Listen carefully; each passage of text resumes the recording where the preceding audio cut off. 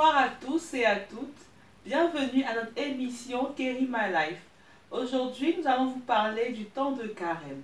Bonsoir mon père, comment allez-vous? Bien, merci, bonsoir. Bonsoir madame. Dans votre émission 5 minutes avec Marie, vous avez répondu à la question sur le mercredi décembre. Aujourd'hui, nous voulons savoir qu'est-ce que le carême? Est-ce qu'il y a d'autres religions qui pratiquent aussi le carême? Merci pour cette question. Le carême,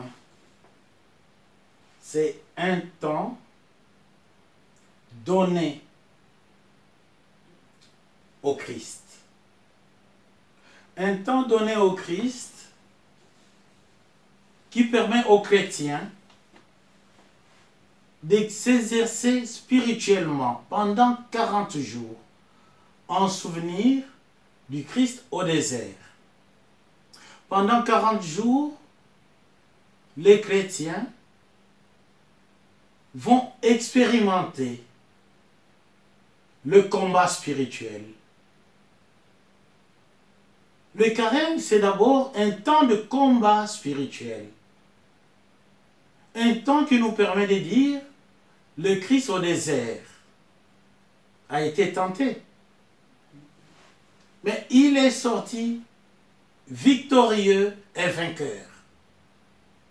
Et pendant 40 jours, comment le chrétien peut sortir victorieux et vainqueur avec le Christ ressuscité? Et il va s'exercer en vivant le partage, le jeûne et la prière. Ce sont les 3 P du carême. Prière, partage, jeûne, qui nous fait rentrer dans la dimension de la prière pendant les 40 jours. Répondre à la question, dire que toutes les religions vivent le carême. Moi, je dirais, le carême, c'est pour l'être humain. Le combat spirituel est vécu par tout le monde. Tout le monde, chacun, chaque être humain est habité par le désir de vivre heureux, de faire le bien et du bien, d'éviter le mal. Alors en chacun de nous, qu'on soit croyant ou pas, il y a un combat intérieur.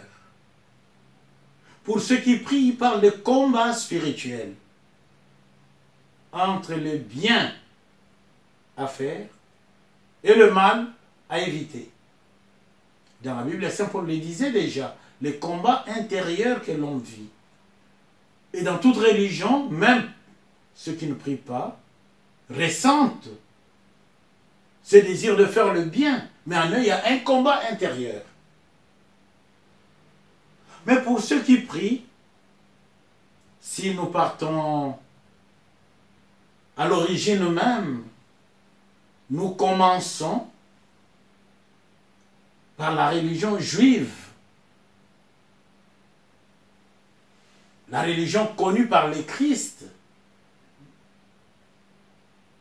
la religion qui a inspiré la prière du Christ, la religion qui a permis au Christ de connaître et de découvrir la beauté des jeûnes et prières. Si nous partons de cette religion, les Juifs, ils ne parlent pas directement des carême, mais ils jeûnent. Donc vous voyez que dans le judaïsme, il y a les jeûnes, Dans le christianisme, il y a les jeûnes, mais pas chez tous, parce qu'il faut préciser, chez les protestants, ce n'est pas obligatoire. Il faut préciser, j'en parlerai. Mais ils sont chrétiens. Donc il ne faut pas qu'on dise, tous les chrétiens jeûnent automatiquement. Ah non, bémol. Il faut respecter chacun dans sa sensibilité. Au judaïsme, on jeûne pendant 7 jours. Pendant 7 jours, on doit jeûner. Pourquoi on jeûne? C'est pour intensifier la vie intérieure. Pour intensifier la vie intérieure, donc, c'est le jeûne qui est proposé, ordonné dans la Torah. Donc, vous voyez que c'est déjà dans la Torah. Et c'est un jeûne qui conduit à quoi? Ça conduit à Yom Kippour. Yom Kippour, qui est appelé le jour du grand pardon. C'est une fête juive importante, la plus importante même de fête juive. Parce que le jour-là est considéré comme un jour saint de l'année juive. C'est un jour où on a purifié l'être intérieur.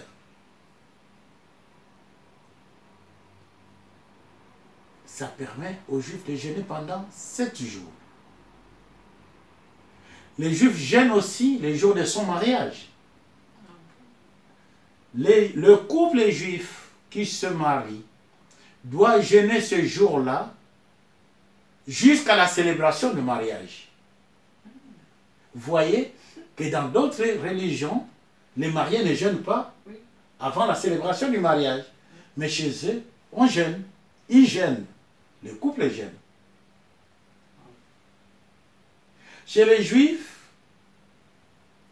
le jour anniversaire de la mort de son père ou de sa mère, de son père et de sa mère, les Juifs jeûnent. Donc, dans le christianisme, on ne va pas demander à quelqu'un de jeûner le jour anniversaire de la mort de ses parents. Oui. Les jeunes couples chrétiens qui vont au mariage, on ne va pas leur demander de jeûner le matin. Si le mariage est à 15 h, qu'ils passent toute la journée à jeûne. C'est pas possible. Pas possible. Donc vous voyez. Donc, pour les Juifs, c'est quelque chose qui est dans la Torah. Je ne dirais pas quelque chose. C'est un exercice spirituel important qui est dans la Torah et que les Juifs vivent. Et les Juifs les vivent pleinement unis à Yahvé. Et il le vit avec joie. Donc vous voyez que le Christ connaissait déjà cela. Il savait comment ça se passe dans cette religion. Le Christ a jeûné. Il a nourri son être intérieur, sa relation au Père, pour qu'il ne reste qu'un avec le Père, qu'il garde la volonté du Père, qu'il mette en pratique la volonté du Père, qu'il dise toujours « Père, envoie-moi pour faire ta volonté ». C'est pourquoi il apprenait aussi à ses apôtres de se retirer pour la prière, pour jeûner. C'est un exercice. Cet exercice, les chrétiens, pas tous, je précise, les chrétiens vivent aussi cette expérience de jeûne. Or, leur carême, ce n'est pas seulement jeûner, c'est aussi prier, partager et avancer vers le mystère pascal. Ils ne s'arrêtent pas. C'est le temps de conversion. On ne nourrit pas seulement ma foi, mon être intérieur, mais j'avance vers Pâques en laissant tomber ce qui me détourne du Christ, la conversion, la métanoïa.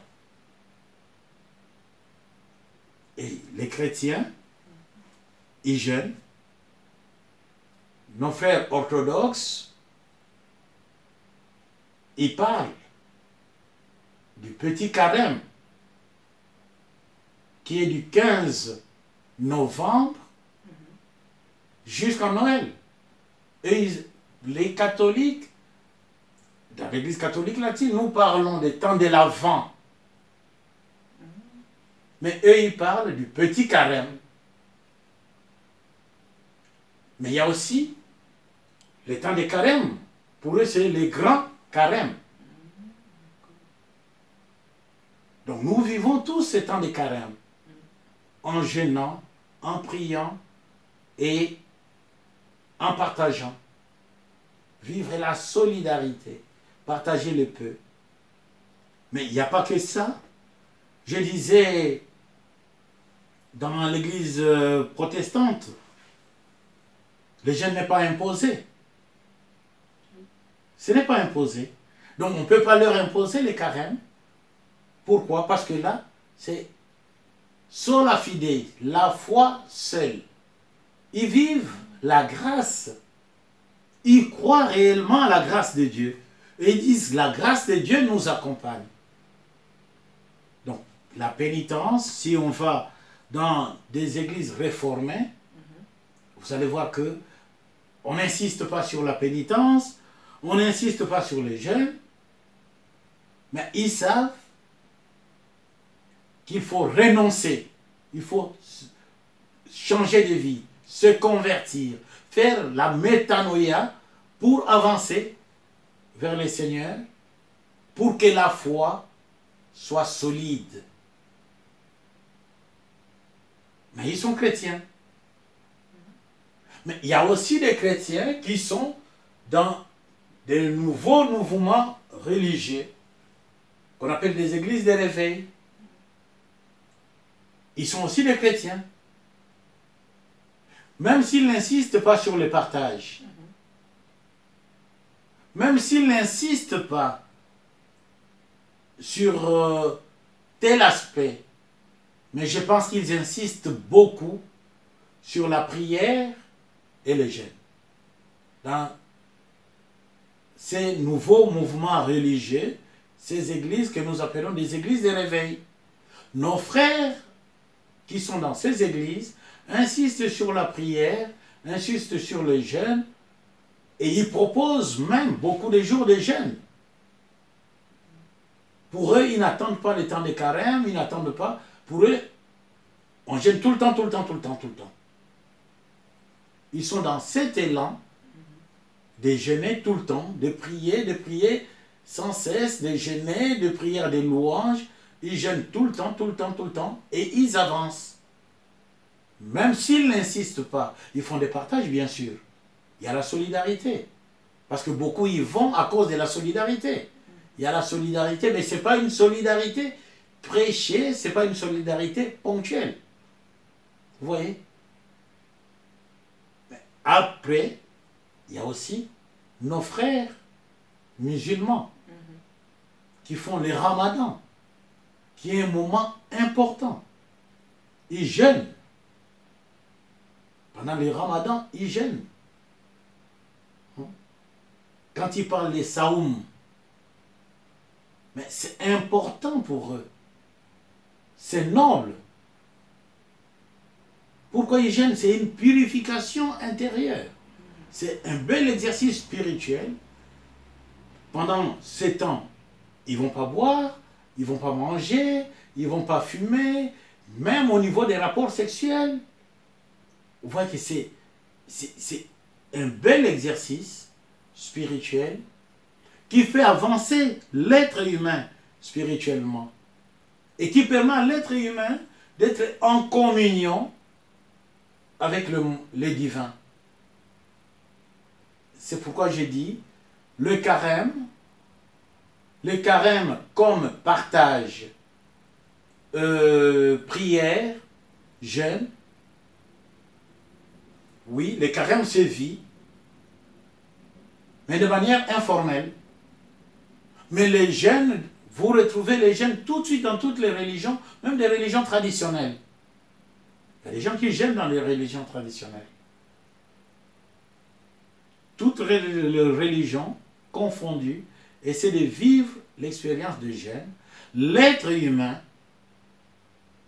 qui cherche à vivre une belle expérience, de se vider lui-même, de voir à quoi s'accrocher, rester à l'essentiel, vit aussi cette expérience de jeûne. Merci pour votre réponse. Mais du coup, j'aimerais savoir comment bien vivre le temps de carême. Pour bien vivre le temps de carême, moi, je dis toujours, il ne faut pas commencer par trouver 2 résolutions ou 3 résolutions. Même les chiens que nous aimons, qui a 4 pattes, n'y suit qu'un seul chemin. Je peux en parler parce que depuis le bas âge, j'ai grandi avec des chiens, j'ai grandi avec les chats. Papa aimait les chiens, ma mère aimait les chats. Donc vous voyez. Oui, oui. Donc j'ai grandi dans ce milieu-là. Mais j'ai jamais vu nos chiens, nous, avec leurs 4 pattes, prendre 2 chemins. Vous voyez? Nous qui avons 2 pieds, nous prenons toujours, pendant les temps des carêmes, commençons d'abord par une résolution. Et je nourris cette résolution avec la parole de Dieu de tous les dimanches. Parce que la parole de chaque jour, je risque de ne pas m'accrocher. Mais la parole de dimanche, l'évangile lu, proclamé et prêché dimanche, me nourrit et nourrit ma foi dans l'assemblée. Parce que je ne suis pas seul dimanche. Il y a une grande communauté qui me soutient dans la foi. Et cette parole de dimanche, j'ai dit, bon, je vais essayer de vivre cette première semaine de carême, de ce dimanche à tel dimanche, par rapport à cette parole de Dieu, voir comment je vis la résolution. Hein? Parce qu'il ne suffit pas de dire que j'ai pris. Les gens n'ont pas besoin de dire que j'ai pris. Les gens veulent voir comment je mets en pratique la parole de Dieu. Hein? Si je suis tout le temps celui qui est en train d'envoyer les gens balader, je peux bien prêcher. Mais les gens, ils disent, oui, il prêche bien. Il ouvre le royaume pour les autres, mais lui-même, il n'entrera pas dans le royaume. Voilà comment il se comporte. Donc c'est en ce moment, je dirais, comment je dois vivre le carême. Vous voyez? Je prends la première semaine, qui m'invite à la conversion. Je dis oui, je vais me convertir. Puis la deuxième semaine, la parole m'interpelle. Puis l'évangile est la troisième semaine. Ça peut être l'évangile de la Samaritaine. Ah, la foi de cette femme. Mais c'est le Christ qui vient me révéler, moi, qu'il me connaît.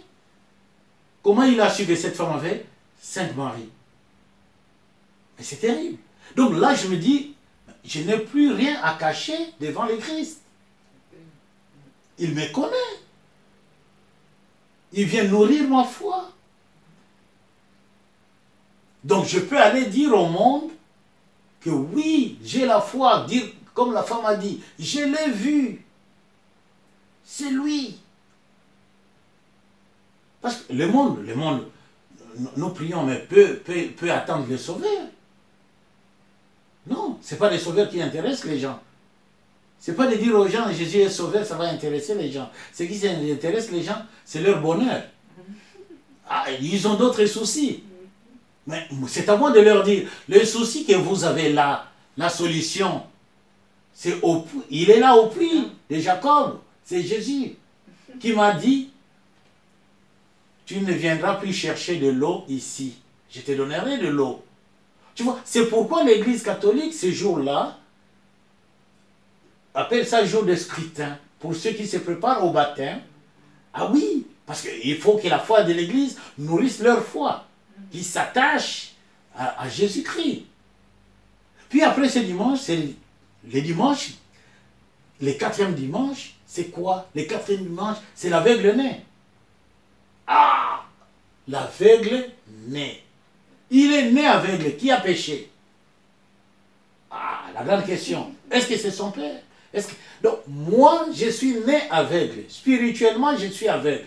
Je ne connais pas la parole de Dieu. Spirituellement, je ne vois pas. Je ne vois pas clair.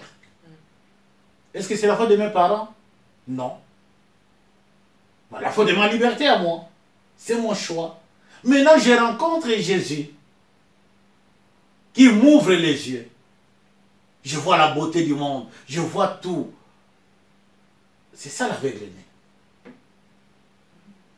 C'est ça l'aveugle-né. C'est pourquoi ce dimanche-là, pour les catéchumènes, c'est le dimanche de la lumière. Parce qu'on n'est plus aveugle, la parole de Dieu, c'est la lumière de ma vie. Le Christ, c'est la lumière de ma vie. Je le vois, je le rencontre. Mais je ne suis pas encore baptisé, mais je le vois déjà dans le pain qui devient son corps, le vin qui devient son sang. Je vois la communauté avancer vers la communion. Je le vois, il est là présent. Donc, la Samaritaine m'a permis d'asseoir ma foi. L'aveugle-né me permet de voir le Christ. Le 5e dimanche de Carême, c'est l'évangile de Lazare. L'ami de Jésus, mort. Mais Jésus vient de sortir. Il est sorti vivant. Donc ça me permet de dire, moi aussi je suis ami de Jésus. Dans ma mort, j'étais mort dans le passé. Maintenant j'ai la foi. Je commence à voir clair. C'est que Jésus va me ressusciter. Donc le jour de Pâques, je serai ressuscité avec le Christ. C'est ça le carême chez les chrétiens. C'est un mouvement, une progression. C'est comme si on passait d'étage en étage. On avançait.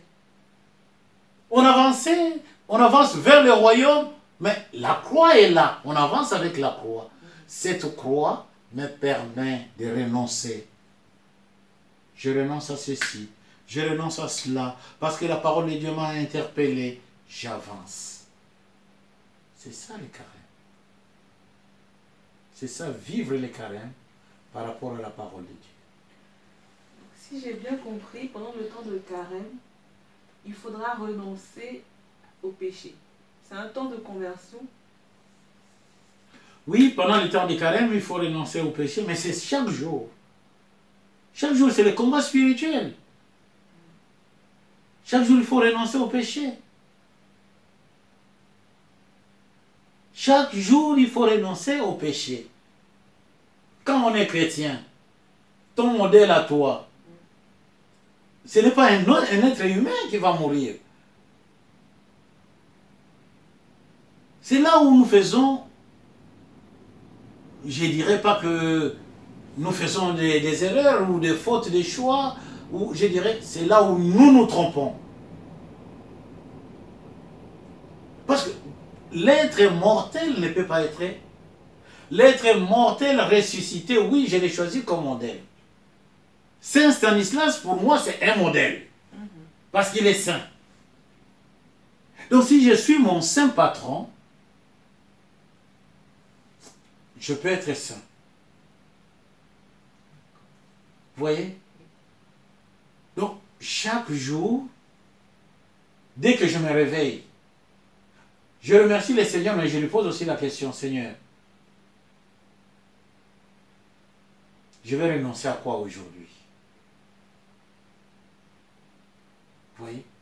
Chaque jour, nous devons renoncer à quelque chose. Chaque jour. Pour être unis au Christ. Merci mon Père pour votre réponse. Dans le temps de carême, il y a le dimanche des rameaux. On dit souvent que le dimanche des rameaux marque le début de la semaine sainte. Est-ce vrai ou faux? Oui, le dimanche de Rameaux marque le début de la semaine sainte. Parce que ce dimanche-là, nous célébrons le Christ qui entre dans la ville sainte, Jérusalem. Tous on est heureux. On est joyeux d'avoir un sauveur qui arrive, un libérateur. Hosanna, Hosanna au fils de David. Mais on se pose voilà la question. Est-ce que je suis l'âne? Est-ce que le Christ viendra me prendre comme l'âne pour entrer à Jérusalem avec lui? Vous voyez? Parce que quand la foule est nombreuse, tous n'entrent pas. Tous n'entrent pas. À un moment, il y a un service de sécurité qui va dire non, vous n'entrez pas. Il y a déjà beaucoup de gens à l'intérieur. Même s'il n'y a pas de gens, des services de sécurité qui assurent l'ordre. Mais à un moment, tu arrives, il n'y a plus de place, tu ne rentres plus. Donc tu n'es plus proche du libérateur. Mais pour être proche du libérateur, il faut être quoi? L'âne. Pour qu'il monte sur toi. Que tu bénéficies déjà de grâce. Mais l'âne doit être... Mais c'est là où il faut être converti. Renoncer au péché. Être capable d'être pur, saint. Pour que... C'est la sainteté, c'est Dieu qui monte sur toi. C'est Jésus. Jésus ne peut pas toucher quelque chose et que la chose reste comme ça dans l'état de péché. C'est pas possible. Parce que lui, avec le péché, ça fait deux mondes. Donc c'est là où il faut se convertir, dire, je dois être l'âne pour que le Christ monte sur moi, que j'entre à Jérusalem. Mais à Jérusalem, j'entre pourquoi? Et tout de suite l'Église proclame la passion du Christ. Dans notre comportement de tous les jours, nous applaudissons Jésus, nous applaudissons, et quelques minutes après, nous devenons des traîtres. Nous devenons des traîtres. Et c'est là où j'aime dire, tu vois, quand je parle de l'âne, je pense tout de suite au Père Tardif. Il me disait toujours, le Père Tardif me disait, je suis l'âne du Christ. Et moi je lui disais, ah mon Père, je suis le seul coq qui chante. Ah oui, parce que mais les mystères de la passion, moi j'ai grandi avec les animaux. Tu vois? Et du coup, je pense, les mystères de la passion, on parle de tout. Mais on oublie. Les coqs à chanter. Le Christ lui-même avait dit, Pierre, le coq va chanter 3 fois. Avant que le coq ne chante 3 fois. Le coq a chanté. Pierre s'est souvenu de la parole prophétique, de la parole messianique. Pierre a dit, il a compris. Et moi je dis, je suis ce coq qui interpelle le monde. Je dois chanter.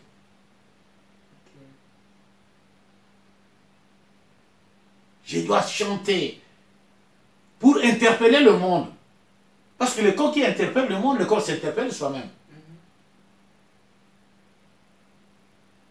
C'est ça. On écoute la passion du Christ.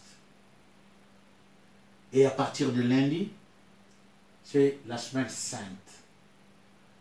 C'est la semaine sainte parce que cette semaine est marquée par le jeudi saint, le vendredi saint, le samedi saint, la vigile pascale. On attend la résurrection. Mais c'est aussi marqué par la promesse des prêtres. Les prêtres doivent renouveler leur engagement. Les diacres doivent renouveler leur engagement.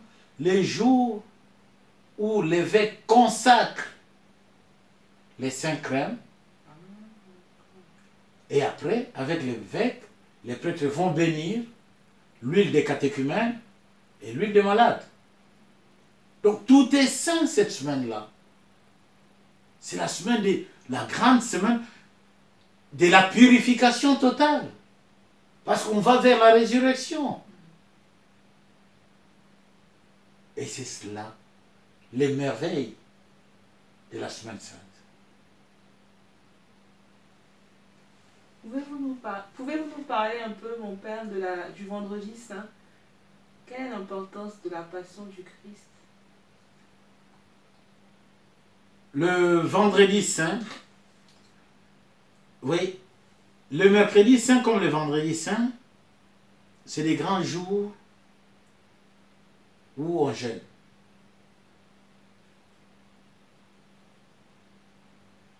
On jeûne parce que le Christ prend la croix, lui qui n'a pas péché, qui n'a rien fait, mais il prend la croix pour nous. Sa souffrance. Je participe à sa souffrance. Mais en fait, ce n'est pas sa souffrance. C'est ma souffrance en moi qu'il a prise. Parce qu'il ne veut pas que je souffre. Mais il ne faut pas que je sois indifférent. Il faut que je vive cela avec lui. Que je vive cette passion. Un innocent qui souffre à cause de moi. Qui accepte de mourir à cause de moi. Qui accepte d'arrêter sa vie tout jeune. Vous voyez? Bon, nous qui parlons aujourd'hui, nous avons dépassé l'âge qu'il avait quand il est mort. Nous avons encore la chance. Mais lui, il est mort plus jeune que moi. Mais il a accepté de prendre et il continue à prendre encore. Hein? Non seulement ce que j'ai fait aujourd'hui, mais ceux qui ont 90 ans, 95 ans, que je ne sais pas combien, les Christ continuent à prendre aussi leurs péchés. C'est pourquoi le vendredi saint, on dit non. Un innocent, non. On arrête tout. On se pose de véritables questions sur l'essence de ma vie. Parce que lui qui va mourir, il ne s'accroche à rien, même pas à sa propre vie. La preuve, on prend ses vêtements pour tirer au sort. Il ne réclame pas ses vêtements. C'est pour nous dire que les biens matériels ne servent juste pour le peu de temps, mais ça ne va pas nous conduire dans le royaume des cieux. C'est des belles leçons que nous avons ces jours-là. C'est des grandes interrogations que nous avons à nous poser ces jours-là, les vendredis. C'est pourquoi dans l'Église, c'est le plus grand silence. Ce n'est pas les silences mutisme, mais c'est les silences de la parole. Les silences d'interrogation. Les silences qui me disent, maintenant fais le point. Parce que le mercredi des cendres, on t'avait dit, convertis-toi, crois à la bonne nouvelle. La bonne nouvelle, c'est Jésus-Christ. Et aujourd'hui, le vendredi saint, il est là, il va mourir pour toi. Est-ce que réellement tu t'es converti? Parce que là, il va mourir pour toi. Est-ce que ce qu'on t'a dit le mercredi des cendres, tu l'as gardé, tu l'as pratiqué, ou c'est rentré et sorti de l'autre côté? Vous voyez? Oui. Parce que c'est un grand mystère d'amour. C'est un grand mystère d'amour. Moi je dis, il y a des gens qui viennent à l'église, ils viennent, mais peut-être le dernier jour on leur demandera, qu'est-ce que vous avez fait de l'énergie de vos pasteurs, de vos prêtres qui vous enseignaient? Ah. Mais écoutez la parole de Dieu, c'est convertir. C'est aussi un petit respect pour celui qui prêche. Parce qu'il perd l'énergie. Même si c'est Dieu qui lui a donné ça. Même si c'est Dieu qui l'a appelé. Est-ce qu'on l'a écouté? Ou on dormait pendant la prédication? Vous voyez? Le vendredi saint, c'est le temps de point. Faire le point sur tout.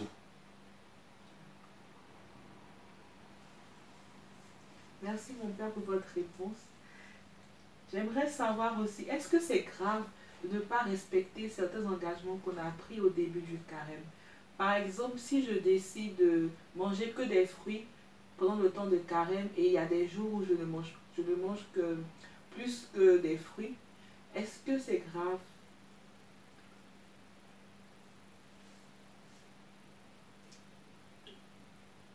Ce n'est pas, il ne s'agit pas de dire si c'est grave ou pas grave.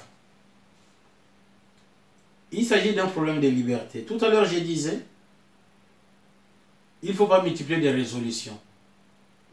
Sinon, on ne fera rien ou on prendra juste une résolution qu'on mettra en pratique et les autres, on va les négliger. Et du coup, ça devient un problème de conscience.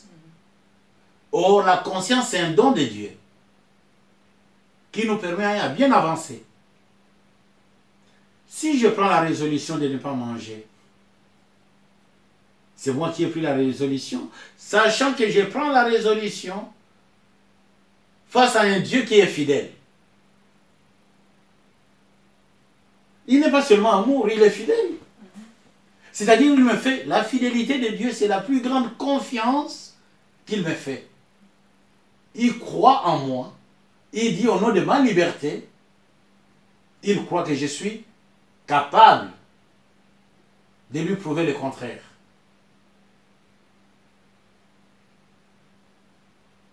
Voilà. Si quelqu'un déjà te fait confiance jusqu'à ce point, et pourquoi oublier? Pourquoi ne pas noter ça quelque part? Pourquoi ne pas noter ça au chevet de son lit?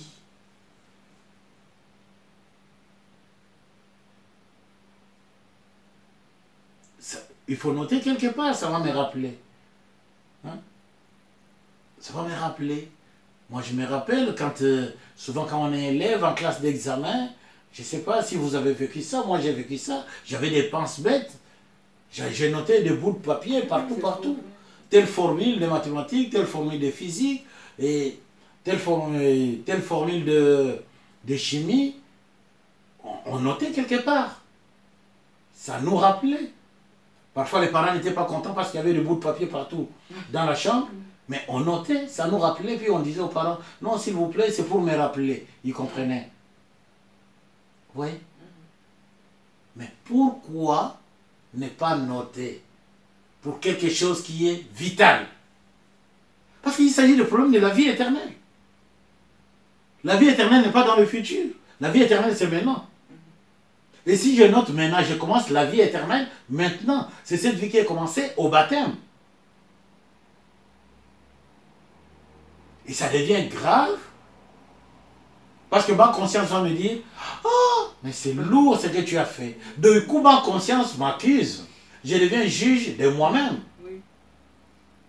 Mieux vaut une résolution et y tenir. J'ai une dernière question. On dit souvent que pendant le temps de carême, il ne faut pas avoir de rapport sexuel. Est-ce véridique cela? Pendant le temps de carême, il ne faut pas avoir de rapports sexuels. Mais les gens, il y a des mariés. Ils sont mariés à l'église, non? Dieu est présent dans les couples. Ils prient ensemble. Si Dieu est présent, en quoi Dieu interdit ça? Ceux qui ne peuvent pas avoir des rapports sexuels, ils savent que s'ils ne sont pas mariés, ils n'ont pas le droit à faire des rapports sexuels parce qu'ils ne sont pas mariés. Donc ils n'ont même pas à poser cette question, ceux qui ne sont pas mariés. Je ne sais pas si je me fais comprendre. Ceux qui sont mariés, ils n'ont pas à poser cette question parce qu'ils savent que Dieu est dans le couple. Ils prient ensemble. Tout ce qu'ils font, c'est sous le regard de qui? De Dieu. Dieu n'est pas hors du couple. Il est dans ce couple depuis le jour du mariage. S'ils prennent la résolution que pendant les temps de carême, on met l'accent sur tel point et on ne pense pas au problème de corps, c'est les deux qui ont pris la résolution. Pour ceux qui ne sont pas mariés, ils ne sont pas mariés, donc il n'y a pas de problème. Parce qu'ils ne sont pas mariés, qu'est-ce qu'ils vont chercher? Le corps, ce n'est pas quand même un instrument de blague. Ce n'est pas un instrument de blague. Hein? On n'a pas à dire, non, je ne suis pas marié, je vais pour un plaisir. Ça donne le diplôme. Est-ce que ce plaisir-là est dans les CV? Ce plaisir-là est dans les CV? Mais au moins, celui qui est marié religieusement, celui qui est marié officiellement, celui-là, c'est marqué dans les CV. On dit état civil, marié. Donc, il y a quand même des poids. On dit, ah, celui-là, il est marié, très bien. Vous comprenez? Oui. Mais celui qui n'est pas marié, tu n'es pas marié, tu n'as même pas à te poser de questions. Ou bien tu chosifies ton corps, ça devient un instrument pour quelqu'un. Ce n'est même pas marqué dans les CV, ce n'est pas même marqué quelque part. C'est un passe-temps. Donc on ne se pose même pas de questions là-dessus. Peut-être convertir l'autre, si on est avec quelqu'un, dire à celui-là, écoute mon ami, on arrange quand même cette affaire, on arrive au mariage. Voilà la réponse que je pouvais donner à cette question. Merci mon Père pour toutes vos réponses. Nous remercions tous nos internautes qui nous écoutent depuis l'Amérique, surtout vous qui êtes à Boston, Théophane et Laurel, vous qui êtes au Canada, Delvaux, Valentin et Innocent Tchala, vous qui êtes en Asie, en Europe, sans oublier la sœur Michel et monsieur Patrick qui sont fidèles à cette émission. Et vous qui êtes en Afrique, grand merci à notre bienfaitrice Madame Audi à Abidjan, à tous nos donateurs qui soutiennent l'évangélisation. Nous remercions également Madame Marie-André pour le son. Nous remercions notre réalisatrice Madame Linda Animant et ceux qui travaillent dans l'ombre au régime, Monsieur Nathanaël Itois, Monsieur Willy Boli, Madame Chloé et Madame Rita Mangaya. Au revoir mon Père et merci d'être venu à notre émission. Merci beaucoup madame, merci. Avec plaisir. Merci beaucoup. Merci.